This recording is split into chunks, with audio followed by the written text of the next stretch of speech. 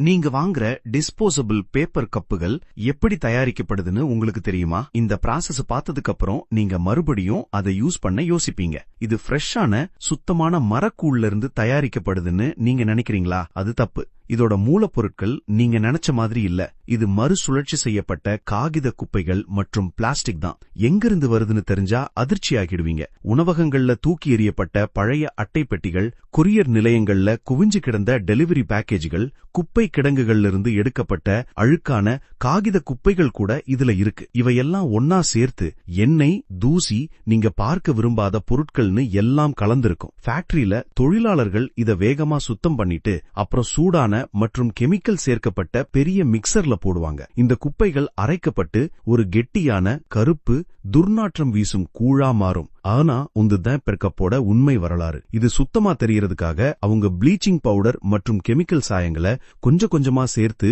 அது மிருதுவாகவும் வெள்ளையாகவும் மாறுற வரைக்கும் ப்ளீச்சிங் செய்வாங்க. நீங்க சுத்தமான காகிதம்னு பாக்குறது ஒரு கெமிக்கல் மாயை தவிர வேற ஒண்ணுமில்ல. இந்த தாள்கள் அப்புறம் இயந்திரத்துக்குள்ள போய் வெட்டப்பட்டு சுருட்டி ஒரு மெல்லிய பிளாஸ்டிக் படலத்தால் பூசப்படும். அந்த படலம் கப்பை தண்ணி ஒட்டாம வைக்கும்.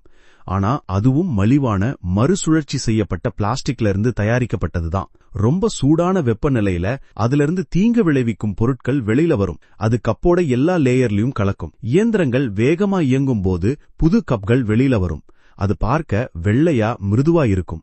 ஆனா அதுக்கு பின்னாடி குப்பைகளும் கெமிக்கல்களும் இருக்கு. இதுல பயப்பட வேண்டிய விஷயம் என்னன்னா, நீங்க கொதிக்கிற தண்ணி அல்லது சூடான பானங்களை ஊத்துனதும் அந்த நச்சு பொருட்கள் எல்லாம் கப்போட லைனிங்ல இருந்து உங்க ட்ரிங்க்ஸ்ல கலக்கும். நீங்க காஃபி குடிக்கிறீங்கன்னு நினைச்சுப்பீங்க. ஆனா உண்மையில் நீங்க குடிக்கிறது பிளாஸ்டிக் மற்றும் கெமிக்கல் எச்சங்கள் தான். இது மாதிரி இன்னும் நிறைய வீடியோக்களுக்கு லைக் பண்ணி ஃபாலோ பண்ணுங்க.